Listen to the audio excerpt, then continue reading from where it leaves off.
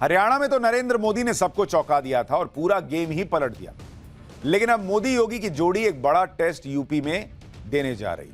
वैसे तो यूपी में उपचुनाव हो रहे हैं और वो भी सिर्फ 9 सीटों पर। लेकिन ये कोई मामूली चुनाव नहीं। इस उपचुनाव की अहमियत मोदी योगी की सुपरहिट जोड़ी के लिए इसलिए है क्योंकि लोकसभा चुनाव में यूपी में ही बीजेपी को बड़ा झटका लगा था और यूपी के रिजल्ट के बाद से ही राहुल गांधी और अखिलेश यादव हवा में उड़ने लगे थे। लेकिन जैसे हरियाणा जीतकर बीजेपी ने राहुल गांधी की सियासी हवाबाजी निकाली, वैसे ही रिजल्ट बीजेपी यूपी के उपचुनाव में भी चाहती है, जिससे न सिर्फ अखिलेश बैकफुट पर जाए बल्कि फिर 2027 विधानसभा चुनाव का रास्ता क्लियर हो जाए। क्योंकि अभी तो अखिलेश यादव के लोग उन्हें 27 का सत्ताधीश बताने लगे हैं, लेकिन 27 का सत्ताधीश कौन बनेगा, उस लड़ाई से पहले जो उपचुनाव की लड़ाई है उसमें एक दूसरे से मुकाबला करना। और इस मुकाबले के लिए बीजेपी ने पूरा जोर लगाया हुआ है कि अखिलेश को कहीं से कोई मौका ना मिले।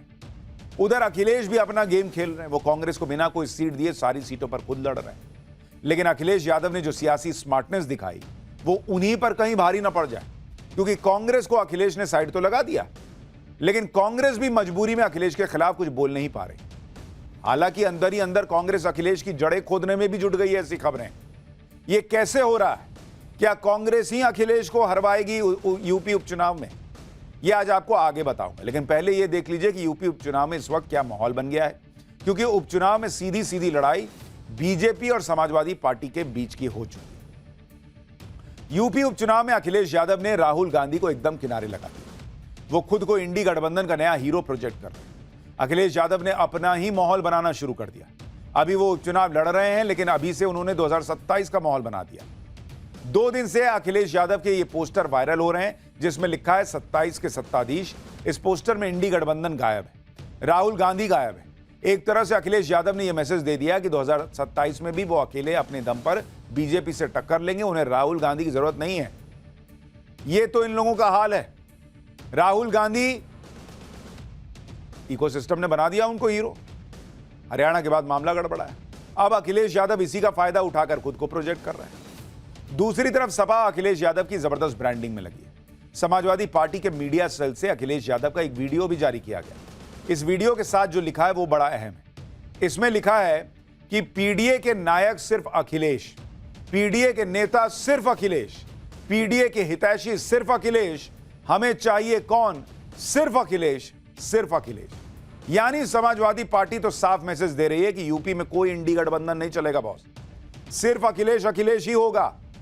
राहुल गांधी कहां जाएंगे फिर? एक तरफ अखिलेश यादव ने कांग्रेस को साइड लगा दिया, लेकिन कांग्रेस भी चुपचाप अपना खेल कर रही है। राहुल गांधी के सिपाही अब अखिलेश यादव की जड़ें खोदने में लग गए हैं। जिस तरह से उपचुनाव में अखिलेश यादव ने कांग्रेस को बेइज्जत किया है, उसका बदला लेने के लिए अंदर ही अंदर कांग्रेस के नेता उतावले हो रहे हैं, ऐसा कहा जा रहा है। पार्टी ने जिस तरह से उपचुनाव में सरेंडर किया है, वो यूपी कांग्रेस के नेताओं को रास नहीं आ रहा। कांग्रेस से टिकट की उम्मीद लगाए नेता तो अब निर्दलीय चुनाव लड़ने के लिए उतर गए हैं। प्रयागराज की फूलपुर विधानसभा सीट पर कांग्रेस के जिला अध्यक्ष सुरेश यादव ने निर्दलीय नामांकन भर दिया। सुरेश यादव ने प्रदेश अध्यक्ष अजय राय और यूपी के प्रभारी अविनाश पांडे पर सीट बेचने और बीजेपी से मिलीभगत का आरोप लगाया। सुरेश यादव का दावा है कि अखिलेश यादव फूलपुर की सीट कांग्रेस पार्टी को देने को तैयार थे, लेकिन अजय राय और अविनाश पांडे ने ऐसा होने नहीं दिया। सुरेश यादव चाहते हैं कि ऐसे नेताओं पर कार्रवाई हो और कांग्रेस उन्हें चुनाव लड़ने के लिए सिंबल दे। सुरेश यादव को प्रियंका वाड्रा का बेहद करीबी भी माना जाता है। साफ है कि फूलपुर सीट पर कांग्रेस के बागी बीजेपी से ज्यादा अखिलेश यादव का खेल बिगाड़ेंगे। सुरेश यादव ने नामांकन भरा तो उन पर एक्शन हो गया, पार्टी ने उन्हें पद से हटा दिया। एक बार सुनिए सुरेश यादव क्या कह रहे, फिर आगे की बात बताता हूं। समाजवादी पार्टी के कार्यकर्ता हो, कांग्रेस पार्टी के कार्यकर्ता हो, सारे लोगों ने मन बना के बात कर रहा था। सभी लोगों ने फूलपुर की एक कार्यकर्ता एक जनमानस कर रहा था, वहाँ पे सुरेश यादव टिकट मिल रहा है, सुरेश यादव चुनाव लड़ेंगे। इन लोगों ने एक साजिश के तहत, किसने साजिश किया? प्रदेश का नेतृत्व पूरी तरह से साजिश किया। आप लोग देख रहे होंगे जिस तरीके से एक साजिश के तहत टिकट आने के बावजूद भी इन लोगों ने पूरी पार्टी को सिलेंडर कर दिया। ये देश के इतिहास में, उत्तर प्रदेश में देश के इतिहास में पहली घटना है जिस तरीके से पार्टी ने पूरी तरह सिलेंडर कर दिया, चुनाव में नहीं लड़ूंगा। अब कई लोग ये भी पूछ रहे हैं कि अपनी पार्टी के खिलाफ जो बोल रहे हैं सुरेश यादव, क्या ये जानबूझकर बोल रहे हैं ताकि माहौल ये बने कि भाई कांग्रेस ने खड़ा नहीं किया है? और इन पर एक्शन भी क्या यही दिखाने के लिए हो रहा है, लेकिन गेम तो बिगड़ेगा ना भाई अखिलेश यादव का। तो चर्चा होने लगी है कि क्या कांग्रेस इसीलिए तो जो बेइज्जती हुई कि 2 सीट दे रहे हैं, लेना है तो लो नहीं तो जाओ वाला हिसाब रहा, कांग्रेस अब अखिलेश यादव को डैमेज करके उनको नीचे खींच के लाएगी। अखिलेश यादव के लिए एक और मुसीबत यह है कि उनकी पुश्तैनी सीट पर बीजेपी ने भी खेल किया। मैनपुरी की करहल सीट पर बीजेपी ने मुलायम परिवार के जीजा को उतार दिया और अब लड़ाई अखिलेश यादव के भतीजा बनाम अखिलेश यादव के जीजा की बन गई है। सपा से अखिलेश यादव के भतीजे और लालू प्रसाद यादव के दामाद तेज प्रताप यादव लड़ रहे हैं। बीजेपी से अनुजेश यादव मैदान में है। अनुजेश यादव मुलायम सिंह के दामाद हैं। सांसद धर्मेंद्र यादव की बहन संध्या यादव के पति हैं। अनुजेश रिश्ते में तेज प्रताप यादव के फूफा हैं। इस हिसाब से इस सीट पर भतीजा बनाम फूफा की लड़ाई चल रही है।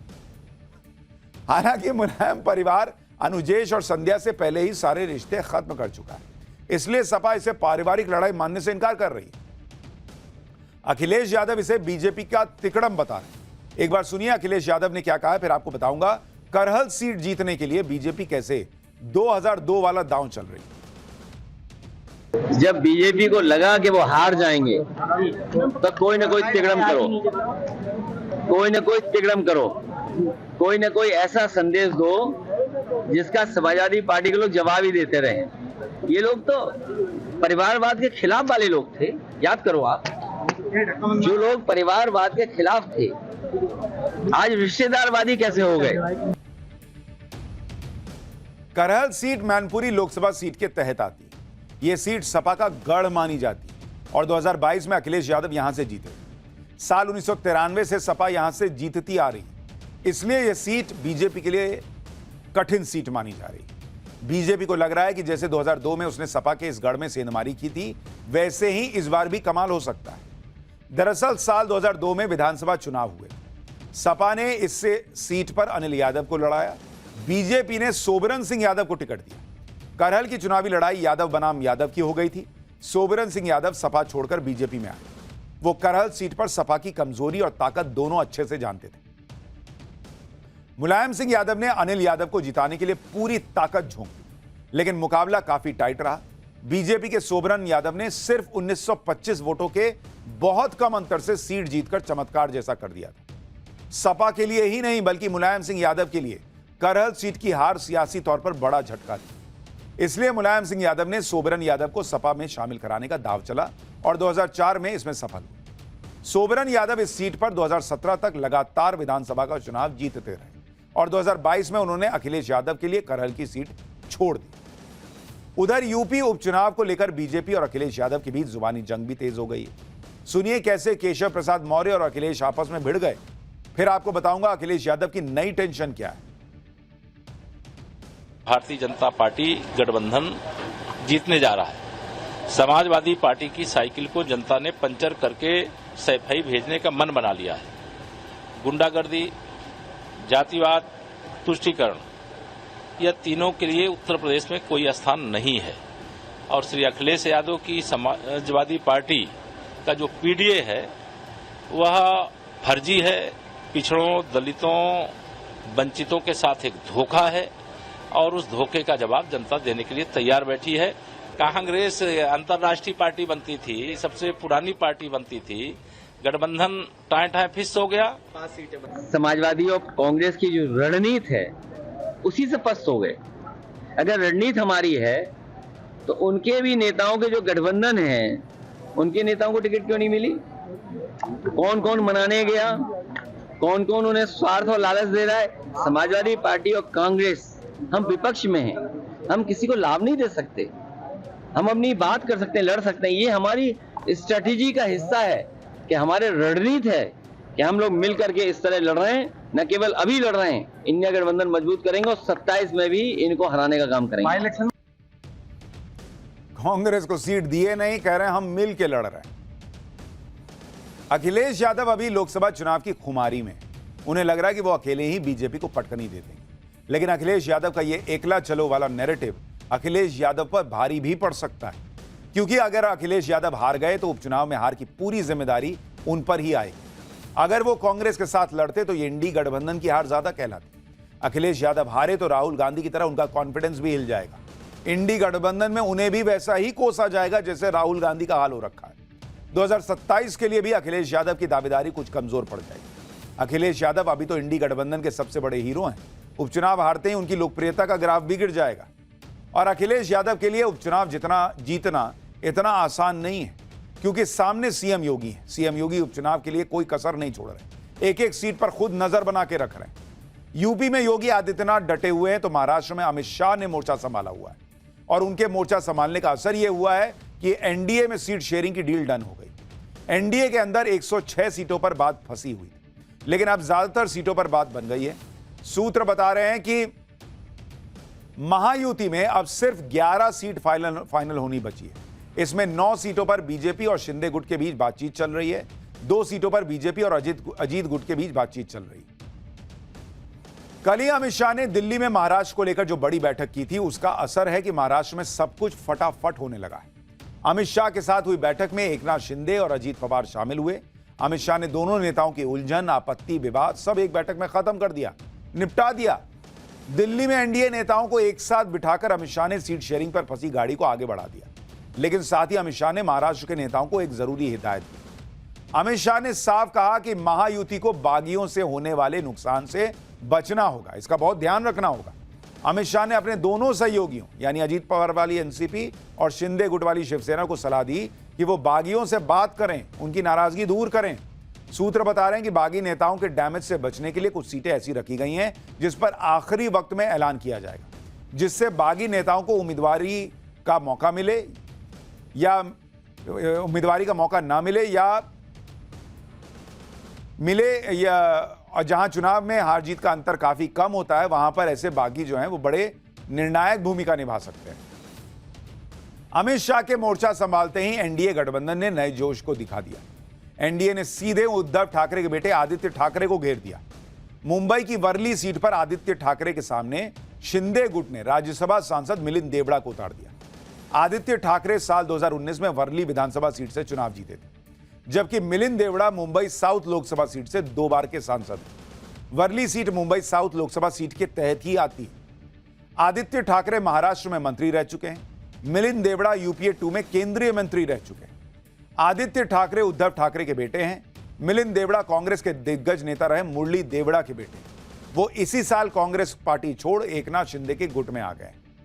यानी बीजेपी कोई भी या कहिए महायुति या एनडीए जो है वो कोई भी काम या कोई भी चुनौती हल्के में नहीं ले रहा। आदित्य ठाकरे के सामने भी एक मजबूत कैंडिडेट उतारा है। मिलिंद देवड़ा को उतारकर एनडीए ने आदित्य ठाकरे के लिए मुश्किल खड़ी कर दी, क्योंकि 2019 में आदित्य ठाकरे 67,000 वोट के बड़े मार्जिन से जीत गए थे। लेकिन इस बार उनके लिए जीत आसान नहीं होगी और इसके कई कारण हैं। भाई, पहला कारण मिलिंद देवड़ा एक फैक्टर है। मिलिंद देवड़ा जैसे हेवीवेट नेता चुनाव में उतर गए। मिलिंद 2004 और 2009 में मुंबई साउथ से सांसद थे। मुंबई साउथ लोकसभा में ही वर्ली सीट आती है। मिलिंद देवड़ा 2014 और 2019 मुंबई साउथ से हार गए थे, लेकिन 2014 के लोकसभा चुनाव में वर्ली विधानसभा के अंदर उन्हें 35,000 वोट मिले थे और 2019 लोकसभा चुनाव में उन्हें वर्ली के विधानसभा के अंदर 41,000 वोट मिले थे। मिलिंद देवड़ा के पिता मुरली देवड़ा भी मुंबई साउथ से 4 बार के सांसद रहे। ये उनके परिवार की पुश्तैनी सीट है। दूसरा कारण शिवसेना फैक्टर है। वर्ली शिवसेना की पारंपरिक सीट रही है। 1990 से लेकर अब तक हुए 7 विधानसभा चुनाव में 6 बार शिवसेना जीती है। इस बार शिवसेना 2 भागों में बटी हुई है, इसलिए उद्धव ठाकरे की पार्टी का पावर भी इस सीट पर कम हुआ। तीसरी बात, मिलिंद देवड़ा शिवसेना के असली सिंबल पर चुनाव लड़ रहे हैं, जिसका फायदा उन्हें मिलने की उम्मीद है। और तो और इस बार के लोकसभा चुनाव में शिवसेना यूबीटी मुंबई साउथ की सीट जीत गई थी, लेकिन वर्ली विधानसभा में उसे करीब 6,500 वोट की बढ़त मिल पाई थी। अगला कारण यह है कि एनसीपी फैक्टर भी है। 2019 चुनाव में एनसीपी को वर्ली सीट पर 21,000 वोट मिले थे। इस बार मिलिंद देवड़ा को अजीत पवार का साथ मिलेगा, इसलिए उन्हें एनसीपी कोटे के वोट मिलने के भी आसार है। अब लोग पूछ रहे हैं कि कहीं उद्धव ठाकरे का बेटा ही ना हार जाए। वर्ली सीट पर आदित्य ठाकरे की राह इसलिए भी मुश्किल है क्योंकि यहां पर ठाकरे परिवार भी आमने सामने आ गए। 2019 में उद्धव ठाकरे जब वर्ली विधानसभा से उतरे तो आदित्य ठाकरे वर्ली विधानसभा सीट से उतरे तो राज ठाकरे ने अपनी पार्टी मनसे का कोई उम्मीदवार नहीं उतारा। लेकिन इस बार मामला बदल गया। राज ठाकरे के बेटे माहिम सीट से चुनाव लड़ रहे हैं। उसी सीट पर उद्धव ठाकरे ने भी अपना उम्मीदवार घोषित कर दिया है। अब राज ठाकरे भी आदित्य को वॉकओवर ना देने की ठान चुके हैं। उन्होंने भी वर्ली सीट पर अपना उम्मीदवार उतार दिया। राज ठाकरे की पार्टी मनसे ने आखिरी बार 2014 में वर्ली से चुनाव लड़ा था, तब उनकी पार्टी को 8,400 वोट मिले थे और 2019 में 32,500 वोट मिले थे। यानी कुल मिलाकर वर्ली सीट पर उद्धव के बेटे आदित्य ठाकरे को मिलिंद देवड़ा, एनसीपी, शिवसेना और उन्हीं के चाचा से भी चुनौती मिलने जा रही है। मुंबई की वर्ली सीट पर आदित्य ठाकरे घिरे हुए हैं, तो उधर बांद्रा ईस्ट सीट भी एनडीए ने सेट कर ली। आज दिवंगत एनसीपी नेता बाबा सिद्दीकी के बेटे जीशान सिद्दीकी अजीत पवार की पार्टी में शामिल हो गए। एनसीपी ने जीशान सिद्दीकी को बांद्रा ईस्ट सीट से उम्मीदवार बना दिया। साल 2019 में जीशान बांद्रा ईस्ट से ही कांग्रेस के टिकट पर चुनाव जीते थे। कांग्रेस ने उन्हें विधान परिषद के चुनाव में क्रॉस वोटिंग की वजह से सस्पेंड कर दिया। जीशान के पिता बाबा सिद्दीकी ने इसी साल कांग्रेस का साथ छोड़ा था और वो भी अजीत पवार के साथ आ गए थे। जीशान सिद्दीकी का कहना है कि वो अपने पिता की राह पर चलेंगे और एनसीपी को सबसे बड़ी जीत दिलाएंगे। जीशान के साथ सहानुभूति भी होगी क्योंकि उनके पिता की अभी अभी हत्या हुई थी, इसलिए जीशान के लिए इस सीट पर दावेदारी मजबूत दिख रही है। एक तरफ एनडीए में सब कुछ सेट होता दिख रहा है, दूसरी तरफ इंडी गठबंधन में अभी तक सीट शेयरिंग का झगड़ा ही खत्म नहीं हो रहा। इंडी गठबंधन में करीब 33 सीटें ऐसी हैं जिस पर कोई फैसला नहीं हुआ है। सूत्रों से खबर है कि सीट शेयरिंग को लेकर कांग्रेस का एक धड़ा उद्धव ठाकरे से नाराज है। यह नाराजगी इस बात को लेकर है कि उद्धव ठाकरे ने बिना बात किए सीटों को फाइनल किया। कुछ अहम सीटों पर अपनी दावेदारी ठोक दी है। इसमें बांद्रा ईस्ट सीट है जिस पर उद्धव ठाकरे ने उम्मीदवार उतार दिया। इसके अलावा वर्सोवा और बायकुला सीट पर भी उद्धव की पार्टी अपना हक जमा रही है। सूत्र बता रहे हैं कि इन सीटों पर कांग्रेस उद्धव ठाकरे से फिर से विचार करने को कह सकती है। इंडी गठबंधन में कांग्रेस, शिवसेना और एनसीपी इसी बात में उलझे हैं कि बची हुई सीटें बांटे तो बांटे कैसे। इस बीच महाराष्ट्र समाजवादी पार्टी के अध्यक्ष अबू आजमी ने उनकी टेंशन यह कहकर बढ़ा दी कि महाराष्ट्र में अगर सपा को 5 सीटें नहीं मिली तो वो 25 सीट पर उम्मीदवार उतार देंगे। एक बार सुनिए अबू आजमी क्या कह रहे हैं। साहब ने कहा कि बिल्कुल आप आराम से बैठिए और कल दोपहर तक हम पक्का कर लेंगे। दोपहर तक पक्का हो जाएगा सीटें। आपकी जो सीट मांग है वो जायज़ है। हम कोशिश करेंगे आपको 5 सीटें वो मिलें। अगर 5 सीटें नहीं मिलेंगी, मैंने कहा कि फिर नहीं मिलेंगे तो फिर मैं आज़ाद पंछी की तरह से जो चाहूँ करूँ। मैं 25 सीटें आप लड़ेंगे? 25 पक्का लड़ूंगा। अब कोई अखिलेश यादव से पूछे, यूपी में तो कांग्रेस को सीटें दिए नहीं, कह रहे हैं ये हमारी स्ट्रैटेजी है। तो महाराष्ट्र में 5 सीट की छोड़ने की स्ट्रैटेजी नहीं बना पा रहे। सबको सब समझ में आता है सर।